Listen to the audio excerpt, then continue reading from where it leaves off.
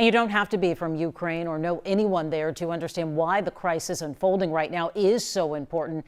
Anastasia Bolton is getting some insight on why Putin is doing this and what could happen if he isn't stopped. Let's start here. The United States can't fix every problematic place in the world. This, some Americans feel in their bones. Обстоятельства требуют от нас решительных и незамедлительных действий. But what Russia's Vladimir Putin is doing to Ukraine can reach America. In fact, some of his efforts already have. The Russian intervention in the U.S. elections in 2016 is really only part of their capabilities. Emily Channel Justice is an expert on Ukraine at Harvard. The university has an entire institute that promotes the knowledge of the country.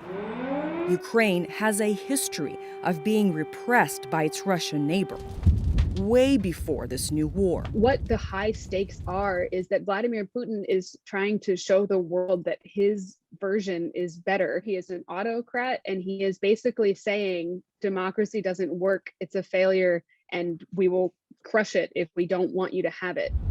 If we let him do this, we're saying that autocrats can decide how the world works. And in my opinion, that's unacceptable. Channel Justice says the U.S. is vulnerable to Russian disinformation and cyber attacks. The influence that Russia might have over U.S. domestic politics, in addition to world politics, that's a real threat that people should be concerned about.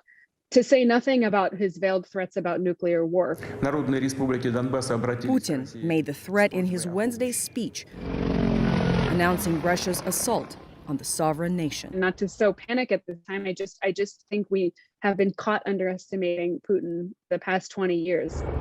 And I want to make sure we don't do that in the next few days. With Jose Sanchez, I'm Anastasia Bolton.